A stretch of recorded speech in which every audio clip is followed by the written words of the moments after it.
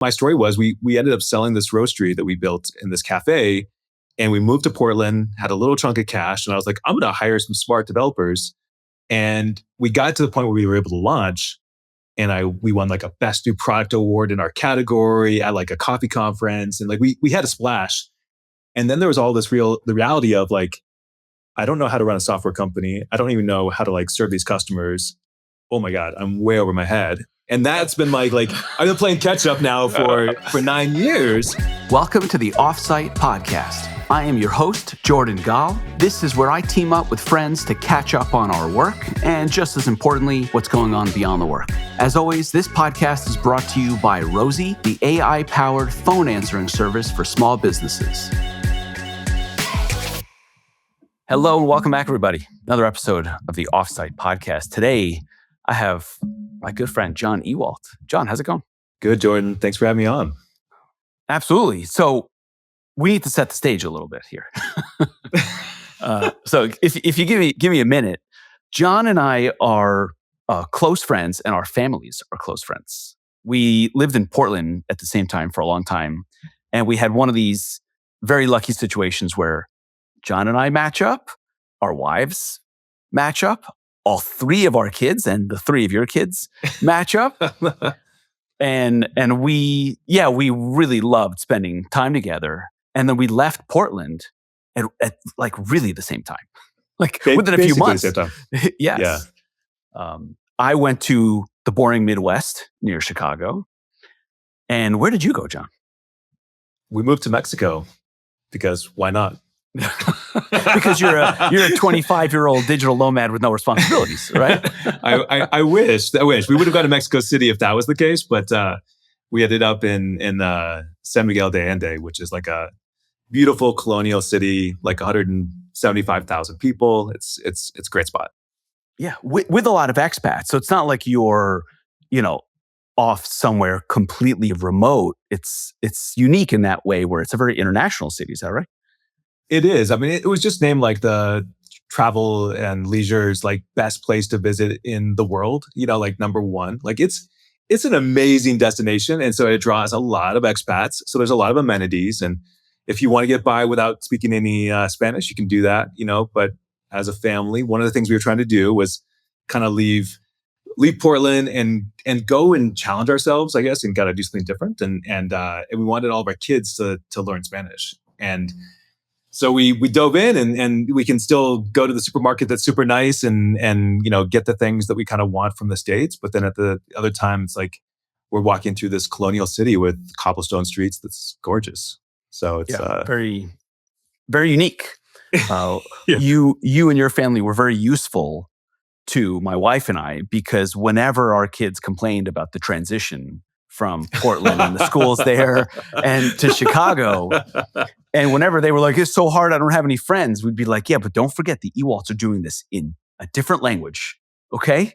And that's much harder. And we literally had no preparation for our kids. So we threw them into their first day of school. And I think it was probably 2 weeks before my youngest son knew how to ask like to go to the bathroom, like where the bathroom was.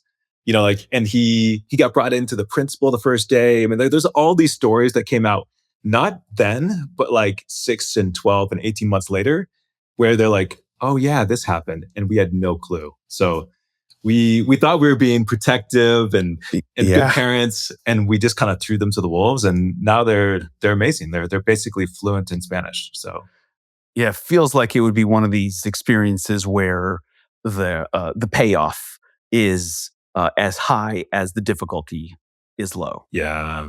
You go in and it's really, really hard, but you get this huge reward and character and challenge and experience. Definitely. And it's, like each kid has grown in different ways, and like they're that's been exciting. And like taking 7 or 8 classes in Spanish when, like physics and math and all of these things, it's like, it's hard enough like in your negative language, let alone. That's right. Yeah. I can't help but think about my experience as an immigrant being 6 years old, going to first grade and being like, where am I? What is happening? How did I end up here? And, it's a very, intense experience. I was going to say like negative or positive. It's kind of just intense on both the negative and the positive. Like you become very independent, but there's like some fear involved and some intimidation. And then you have to go through these challenges of speaking up and trying to overcome. I still remember the individual time that one girl in my first grade class made fun of me because I couldn't speak properly. It's like, it's a long time ago, bro. Wow. But you remember it. Yep. Core memories. Yep. I remember going to the supermarket and buying a lunchbox, and it had some pink on it, and I didn't know that's like not allowed for 6-year-old boys in Long Island. And so I remember going to the cafeteria the next day, and the other boys at the table being like, "You got a pink lunchbox, bro. Like, what are you doing?" I was like, "Oh my God, I didn't know what I did wrong." Yeah. So hopefully your kids have the other side also.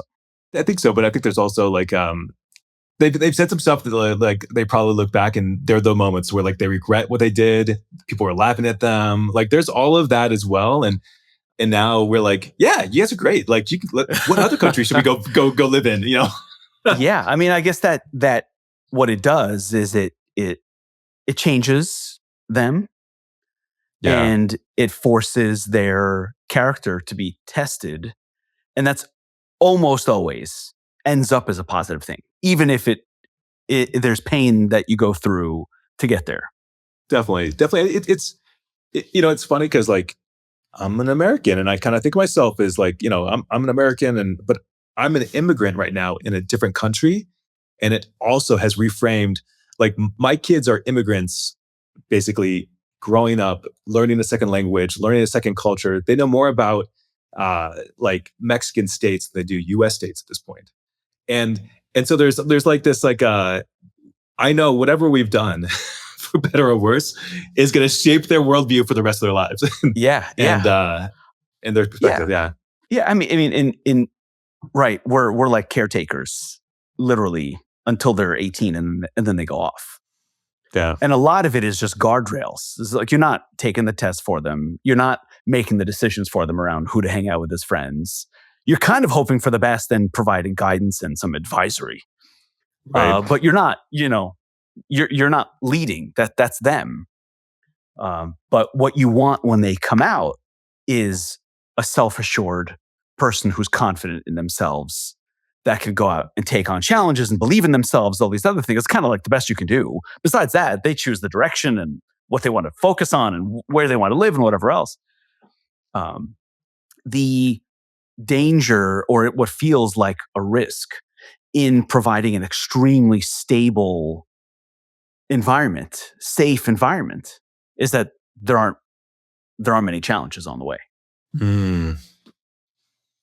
So I look at my kids and I'm like, you got it pretty easy. We kind of have to throw some hurdles your way on purpose to do different things and travel different places. Otherwise, it's just this cushy little, guardrail bumper bowling thing where if you get shot out the other side without going through any challenges, that's kind of a bigger worry.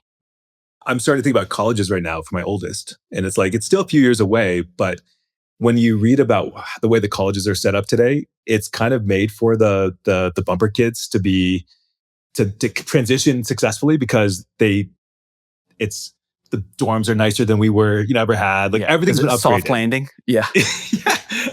I'm like, I want my kids to go and like, have to like go to the place where there's like a bathroom that has like 15 different stalls and you have to interact with everybody. It's not like a private experience. I want them to have this communal like thing. Like I don't want them to. Right. Go rub shoulders with people who are very different from you and deal with it and learn exactly. From that. Yep. And get pissed when somebody's like taking too long of a shower and like, like all of that.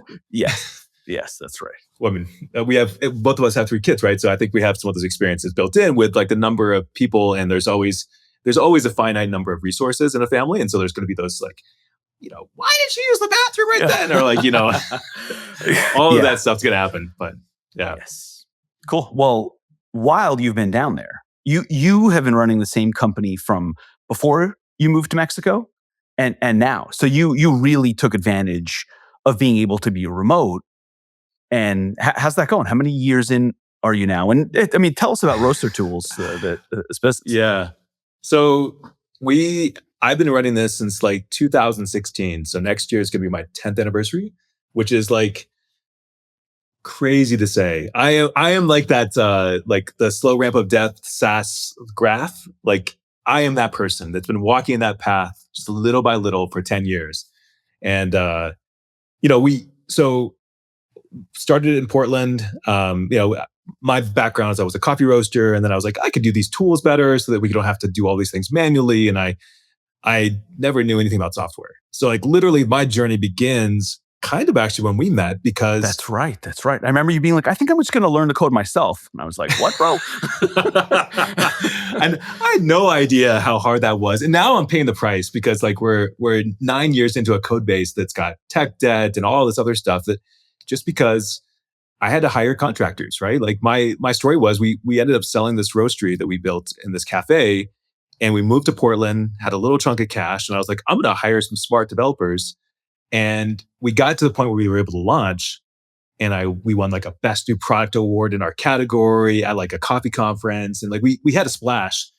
And then there was all this the reality of like, I don't know how to run a software company. I don't even know how to like serve these customers.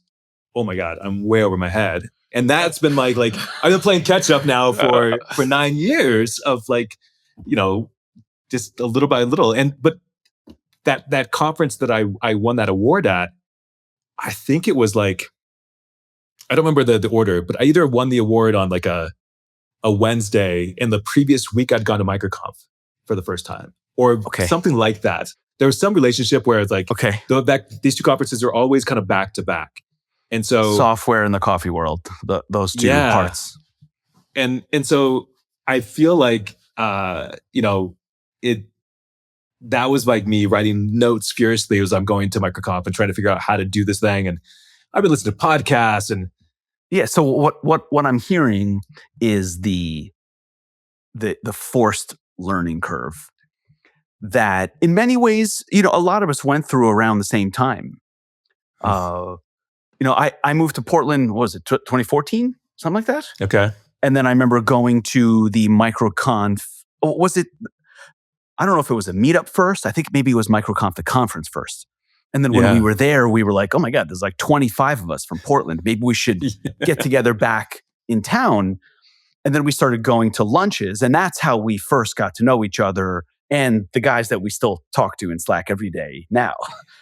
And many of us went through that learning curve. You and I think, were behind the curve compared with Jared, who was a developer, Ruben, who knows everything. Right. He's the godfather. Yeah, that's right. So that, like, all of us had no choice but to learn all of these individual parts. Right. It's similar. I came from the e-commerce world, and I was like, oh, I know what an e-commerce owner needs, so I'm going to build software for them. And you were coming from the coffee world, like, okay, I know managing and roasting and planning isn't done right, so I'm going to build a solution for that. So both of us kind of built a solution for our previous jobs, our previous endeavors. And then neither of us had a clue what we were doing. And then we would learn and apply and learn and make mistakes and try to hire and try to raise money. And like, so it was a very similar parallel path. Yeah, we had the years that we were in. We worked together where we were, like working in like a co-working space. I mean, there's been so many iterations of our like, watching people that we admire, and we're like, oh my gosh, look at that. And you're like, it's yes. Yeah, we've had some lightning strikes near us, that we wish would hit us. Where's my lightning? I'm ready for my lightning. I'm very happy for your lightning, but also can you share? Yeah. Can you just give me can I just touch your hand while that happens? Yes. But I think you and I have taken pretty different. You took a more patient approach, and I was less patient. And it sometimes worked and sometimes didn't work for me. And at the same time, we just kind of watch each other like, well, I wouldn't do it your way, but that looks pretty good sometimes. And then the other way, it would come back. Yeah, so John saw the whole cart hook roller coaster of starting very small and then, blowing up super fast and getting crushed by Shopify. And you were kind of just chugging along, just steady. there's a lot of times where I've looked at what you've done and I've been like, I've asked myself the question, does Jordan get it more than I do? Because like you have done, you know, it seems like you're always pushing that edge of getting things done. And it's something I've always admired because it's like, maybe I've kind of like stayed in my lane a little bit too much, like as I look back at 10 years of history, there's always been that like, are there some opportunities that I missed because I wasn't pushing things fast enough? And part of that is, and I think that this is what Rosie's doing really well, is like you found waves that you're not just like, I'm playing in the small pond where there's just a ripple. Like there's nothing else happening here except for there's a kind of finite number of coffee roasters. It's what I've known as like my past history. And then, you've kind of like left from one pond to another pond to a bigger like ocean at this point, and yeah, and all the pros and cons that go with it. So right. Because the competition is very different, and the familiarity in the market and people getting to know you, and that compounding benefit and advantage of being in the same place for a long time. So it's really been like a study in these like micro decisions and all the pros and cons that come out of it. Because at times I've looked smart by taking more risk and being more aggressive, and times I've looked stupid for those decisions. So generally, it's kind of like a question mark on, I guess you got to just follow your personality and gut on what you think is right. There's not one path that's obviously better or worse. And if either of us had had a lightning strike, and I don't know if we're being too vague on this, by lightning strike, I mean like a great exit, an amazing outcome, something like that, I don't know if either of us could have looked back and said, oh, well, clearly I did the right thing. And going slow and steady was the right move, or going super risky is the right move. It's kind of like, all right, there's some surface area, some luck. And I think that's also like that personality part. It's like, when I look at like the things when we talk and it's like, oh yeah, Jordan, you did this, you talked to this person. And it was like 3 layers down, there's like 3 conversations that led to something happening. Like that's your personality. Like you're going to be the person that's going to follow those conversations. And so that's going to be like a natural outcome, I think, of like what your businesses are going to do.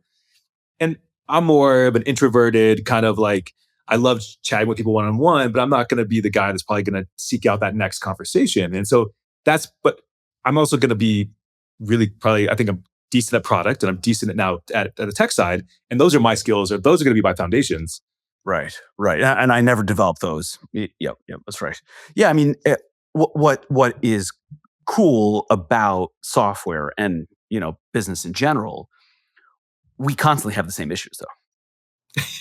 Constantly have the same questions, same problems, same problems that we're coming to Ruben with, asking him to help us with. So that Dad, can we? Yeah. Yes. So John and I are in a Slack group with Ruben Gomez and Jared and a few of the friends, and it's kind of like this repository of like when I'm facing a problem and I'm noodling it on my own, and then I remember, oh, I have people I can go to. That's where I go. I think I just did it yesterday.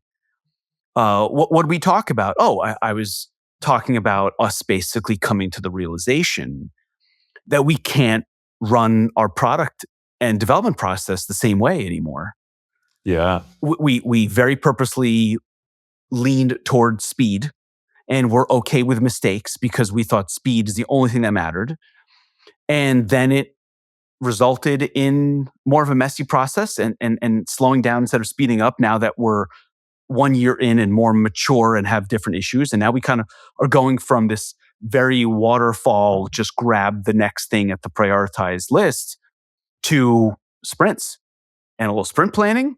And we're going to try not to release all at the end of the sprint. We don't think that's necessary. Okay.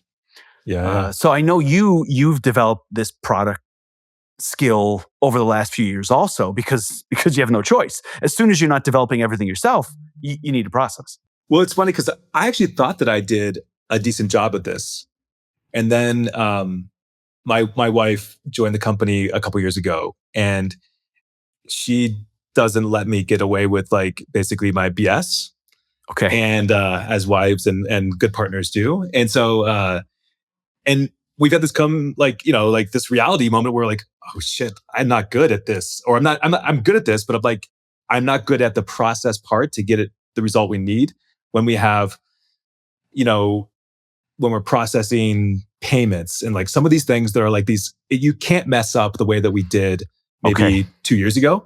And so even who I think I'm good about like knowing what the product should do, I'm not necessarily good about the product process, but we're getting a lot better right now. So I was kind of curious to dive in because how are you prioritizing? How are you actually making decisions? Because you have now more surface area, more expectations. You have quite a few customers as well, and so there's got to be this pull in so many different areas. How do you balance strategic versus like what your customers are asking for versus the tech debt that everybody builds up? Like, Yeah, how do you manage all that's that? right. Yeah, so we had this conversation at all hands on Wednesday. 2 weeks ago, I think I talked about it on the previous episode.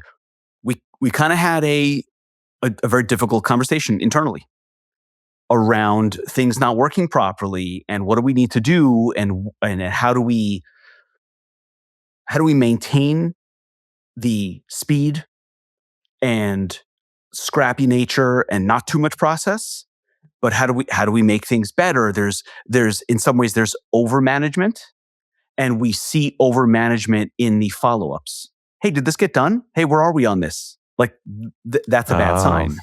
So we mhm. started to get too much of that. And then if you do that too often, then the people, especially the go-to-market, going to the developers and saying, hey, where are we on this? Once you do that once you do it too many times, it erodes the trust and the relationships. And then Yeah. sometimes then things get kooky and you don't know they're getting kooky because the person's not even going to the developer and following up because they've almost like given up on it. And then at the same time, the developer is just like working all day and trying to solve things all day. And then a few weeks later, they hear back like, well, you didn't get back to me on this thing. So I've kind of like just dropped it. And they're like, but I'm working all day. So we kind of had everyone was right and everyone was wrong all at the same time. Everyone was working very hard, Yeah. but everyone's frustrated. But like all these different things, and it became pretty obvious that that's a management problem. That's an us problem. Leadership. That's not the team. And once you have those, I don't know if it's got like, and I say this with love, which I'm sure my wife will listen to this, which, like the snide remarks where you're like, well, we know that that's going to ship in 4 weeks. And I said one, like, it's like all of the, like the kind of, hey, like expectations are not quite what I say, what I think I'm going to take. But then it's, when I talk with, we have one other developer on the team and I'm like, hey, can we get this? The answer is always yes, and the buts are all the things that we do during the day Yeah. to All valid. keep up with. Yeah, exactly. And Yes. it's like, well, yes. which, and one of the realizations that we've had is that we are doing so many little tasks throughout the day that don't get tracked or don't get there's no visibility into them. And so we've been starting to throw those into linear more. So like, even if there's like an ongoing task, or if there's one that's like, we're doing a migration for somebody from X to Y, and we know that we need to schedule that for next Wednesday.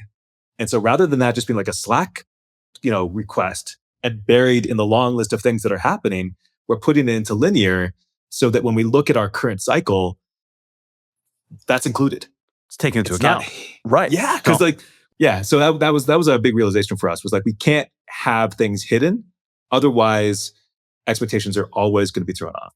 Yes. So, not coincidentally, a lot of our conversation centered around when something leaves Slack and goes into linear, and Okay, why, and why. what did you Right? decide? Because that When does sounds it? Yeah, it's really really hard actually. So, like, when does it rise up to the level of, oh, you got to put that in linear, make it a task, give it a quick little estimate, something, so the product manager can go into linear and understand what the developers are working on and what's on their plate. Because we found ourselves too often with the product manager looking at linear and saying, how come things aren't getting done? You don't have that much on your plate. But then you talk to the developer and they're like, I'm working 12-hour days. yeah. So I'm spinning plates like left and right. yes, Yeah. that's right. One of the first things we did is we put developers on shift for support. Okay. Because what we found is that the developers really want to help, and they're also the right people to help. Like if you just release this feature, or if someone, I mean, an AI product is real weird. It's just like other software, but you, there's less visibility into what Okay. your code, how your code impacts the resulting AI. So, right. So you're like, It's a black box in a black box. it is a bit of a black box, and the testing suites aren't there, and the automated testing doesn't work the same way. And right, imagine writing code, and imagine getting a support issue where Rosie's interrupting too much, and saying, "Okay, got it," and then going into the code and saying, "All right, let me adjust this prompt sensitivity, this interruption node, whatever else," and then being like, "Okay, I don't know how to test if it's good or not." And so the only thing to really do is to just pay attention to support and see Wow.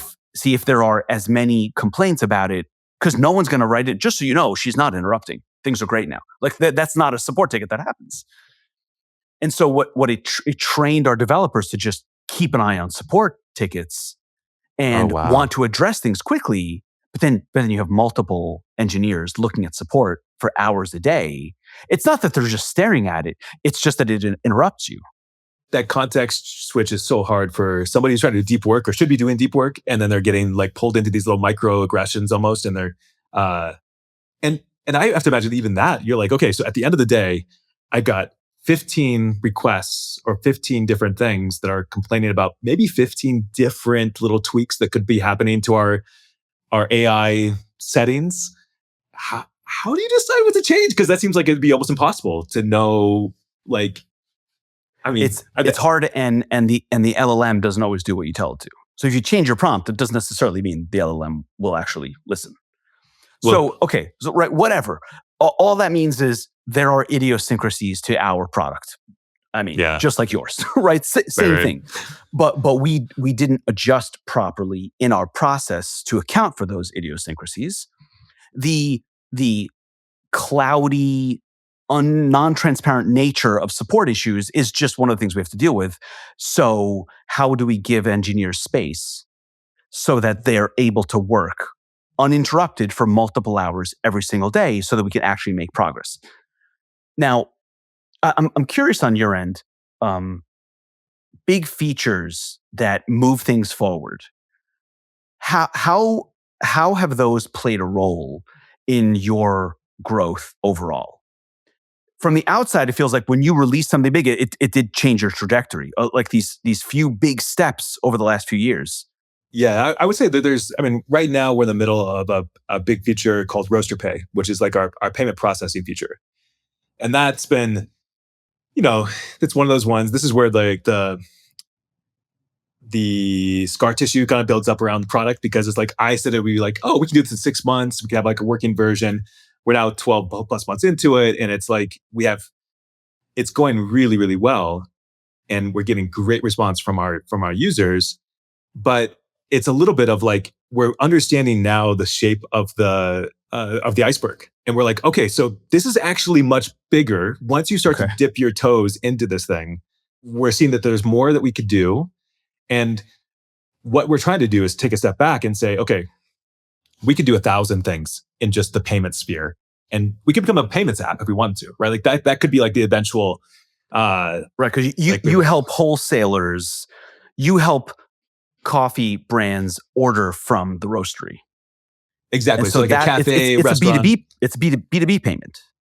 B2B payment, and there's so it's like, it could be that there's recurrent payments. There's like our best case scenario is that the little coffee shop down the road is ordering through Roaster Tools, and then they're paying through our Roaster Pay billing corp, basically. So that's like, but that's only one aspect of what we do, right? So we also do production planning, and we also do like the whole sales part is kind of like its own thing. And so we've been looking for like, how do we evaluate our business and say, what is the priority? And so we've come up with like, if you listen to podcasts, and there's like this, like the flywheel concept, which is like trying to basically say, like, what are the things that you do in your app every single day, and where are the friction points, and how do we reduce those? And we have things that are happening monthly, and it's like, you know what though? That's too far, like it's too long of a time for someone to be like, I got a lot of value there. So we're trying to say, what are the things that are happening daily? And what are those things that kind of propel this circle of success around? Sounds great on paper, but it's still really hard to take all of that kind of insight and bring it down to the product level. So that's like, that's the process we're trying to do is Yeah. have the big view, cut it down, and then also, prioritize correctly and actually estimate correctly and set expectations correctly. Yeah, and not overbuild and start with the most valuable things first. It is a science. It's not math. It is real. It's real fuzzy. The problem we've had is we've had good growth, but you look up after a few months of focusing on the funnel and onboarding and activation and top of funnel ad creative and adding testimonials to the site to make it more credible. And then you look at the product and you say, ooh, we might be behind where the market is right now. And we implemented Churn Buster recently, and we implemented Senya, and we also implemented Right Message. All right, so these 3 tools have provided an enormous amount of information over the last month. So Senya is testimonials. Great product. Super. I'm a big fan. It is awesome. That's almost like the positive aspect.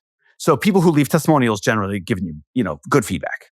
And inside of that is like, here's what I like about your product. Here's how it's changing my business.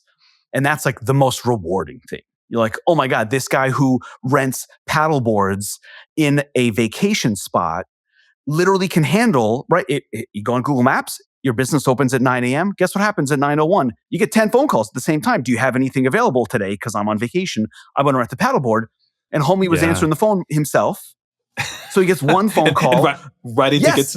and the other 9 are going to his competitors because he doesn't pick up the phone. And all of a sudden, Rosie picks up all 10 at the same time. And he's like, dude, change my business. And he puts that on video. You share it with the team. And you're like, this is why we do it. Cool. That's the upside. The downside is Churn Buster. And when people cancel, they provide a reason for cancellation. And that is when you face reality. And a lot of those tickets recently have been around missing features. Found an alternative. They can do this. You can't do it. Like pretty straightforward. Like if you develop these features, your business will be better. And then to start to really feel confident in what to build, and then to not be able to build it fast enough is when you start to realize, ooh, we need to make some changes. We got problems. This is frustrating. So at least it's come with growth along the way. So I'm not, freaking out and super angry, but it's very frustrating. It's more like missed opportunity than, no growth. Do you have enough data to say like, oh yeah, it's like 75% of the people are saying one thing? Or is it like you're looking out and there's like just, it's spread out like a buckshot? If I'm being honest, I have my own intuition and then I look for evidence to confirm my bias. That is, and I think that's completely fine. I think a lot of founders should be fine with that. And I don't think you should always be driven by the data and ignore your, feelings and emotions and gut. So that's the truth. In our company, there's a lot of confirmation, seeking out confirmation of my bias. But I'm fine with that. And I like being right. Which is fine. I mean, obviously it's been working well for you. Have you had these situations though where someone's been like, hey, Jordan, this is too much. Like, because I'm getting that right now from my wife, right? And I'm getting that like perspective, and it's a nice balance from being the founder and having got my way. I was going to say that you have the advantage and disadvantage of having a very honest business partner. So I think in my position, I don't hear nearly as unfiltered negative feedback as you do. I work with Rock and Jess, and we've worked together for 10 years. So I'm not like that worried that I'm not hearing any negative feedback, right? Because we're pretty honest with each other at this point. The trust is there and the relationships are there. Yeah. But it's not as much. And I feel it most when I am shown proof that alternative paths work better. Like, okay, I love that Rosie is horizontal and has not chosen a vertical. You know what hurts? When one of our investors sends us a pitch from some verticalized AI solution and they've gone from like 1 to 9 million in ARR in like 18 months. And I'm like, okay. Noted. Yeah. Yeah. So there's no shortage in points that prove you wrong though, right? I mean, a lot of what we do is just ignore those. What else can you do? I mean, I think that to go from 0 to 1 on anything, you have to have that stubbornness to like just plow through. Like sometimes you're like, nothing says I should be able to do this, but I'm gonna go ahead and create a business. I'm gonna do this thing. I'm gonna go and make it happen. Stick with it, right? At least to some point, right? You basically built I don't even know a CRM. Is that even underdoing it? Like you built a whole system on how to run a roastery. It's like an ERP, which is like everybody cringes when you think about building an ERP because it includes everything. We've carved out accounting because that's like we don't want to go there. Too much. Too much. But it's like, I mean, it just shows how complicated our system is, and I'm like, too much for a small team, but it's okay. We're making it happen. Yeah, so close. Obviously, you and I could talk like this forever because we have been talking like this for 10 years. Our Slack group is an interesting filter. We see what's going on out in the market. We see what other people are doing. We see what's going on Twitter. And we kind of filter that back into our Slack group with, I don't know, a little skepticism. We're not hating. We admire a lot of the good stuff that's going on there. We don't buy into a lot of the bullshit. It's kind of very healthy in that way. But it's been pretty interesting seeing different approaches and different people's styles and all that in that Slack group result in different things. So how does that affect you on what do you want to do over the next year, 2 years, 5 years? I mean, I look at that group and we've all been at it for 10 years in some capacity, in different forms. And there's and if you probably went back 10 years ago to where that formed, we actually physically met in person and we'd have this kind of mastermind kind of thing going on. Yes. And you probably could have painted where these pathways were going to go. Like personality wise? Yeah. Yeah. So I think that's, but what I think we're all getting older. And I think there's something about that where we're like, okay, so now, mid 40s, what do we want to do, with our lives? Is there some future career that we want to do? Is there something else? I think that's the question of are we satisfied? Because I think we're all in a position where we could continue doing this forever. This is successful. I think that's one of the interesting things. You look at that group and everybody's successful in their own way. There's different flavors of that, of course, but it's yes, but undeniably healthy, happy families, kids, businesses up and running. Yes, absolutely. Exactly. Yeah. So, and I think that there's always chatter of who's gonna bail and just be just be I'm done, and Yes. I mean, we've also had this interesting experience where one of the friends in the group had a spectacular exit. Just absolute home run. And what's he doing now? He's doing the same thing. He's working software, product management. I mean, yes, he sends us photos from, skiing in the Alps. God bless. Yeah. We demand those pictures. Actually, we're like, this is not okay. You need to send us some pictures from the lifestyle. But he really likes what he's doing. Yeah. And for me, I know at least that helps me see that as that might be a financial milestone, but it's not the end. And you still have thinking to do and you still have decisions to make on what you want to do during the day, what you want to do with your life, what you want to focus on. Yeah. I've been thinking about this a lot with my brother selling his business. I think about that with another friend in the group considering selling. It does feel like a mid 40s, kind of should I keep going down this path or do I want to change it up? Well, and I don't know about you, but physically, I getting up out of bed in the morning and if I don't do a workout, if I'm not working out, I feel it. And so I do feel there's a little bit of the clock's ticking. My kids are getting older. Energy-wise? Energy-wise, just the things I could do 10 years ago and not even feel it. are now I have to like think about it a little bit more, and like I'm getting a little bit older. I don't know. Maybe that's just me. Maybe I see the skepticism on your face here. I'm just thinking of how well I performed at paddle last week on Sunday and how I beat the number one team. So no, I hear you. I think what you're describing is like maybe 10 years ago, staring at the computer, trying to make money come out of it to improve your life and your family and all this other stuff. Like that was kind of enough because I don't know what else was going on outside of it, but I didn't mind sitting in front of a computer the same way that I'm more thoughtful about it now and thinking, is this what the way I have described it to myself and to others over the last few months is it does seem appealing to move up another layer of abstraction in the business stack. Less operating, more managing and investing. And it is a bit odd to say, but my employees have gotten used to my management style being pretty close to that.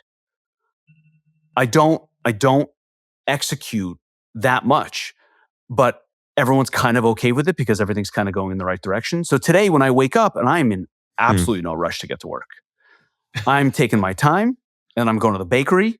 I'm buying a challah, calling my mom. I'm like taking my time on Friday. But along the way, I had an idea that we should take the Rosie phone number and put it at the beginning of the onboarding now that our model and our scraper is so good, because more than 50% of the people that make a test phone call put their cards on file. But we have it at the end of our onboarding. And so my idea was, what if we put it all the way right when the first screen you see is the phone number, and then it says, okay, make a call and then go into the customization. And it's that kind of random thing on a Friday that changes the percentage of people that convert. Yeah. And everyone's kind of gotten used to, well, Jordan's kind of useless and then all of a sudden very useful.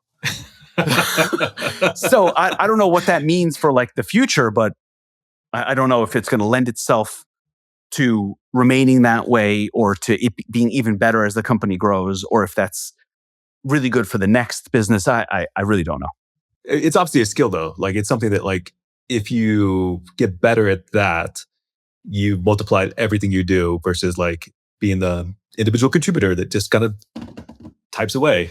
Yeah. So, I think that, for me, my goal at this point is I want to build a successful, sustainable business that values my personal time as much as my like business time, and realizing that I've always been on this trajectory that's not going to have the hockey stick, like amazing thing, but we built a great business and that's good enough at this point. So there's actually a little bit of acceptance at this point for where I am and what I'm doing. And could there be a great exit at the point, not now, but maybe in a couple of years, we're heading there. So right. If it stays on the trajectory, it reminds me of a business of someone that I coach in the Tiny Seed, like SaaS Institute thing.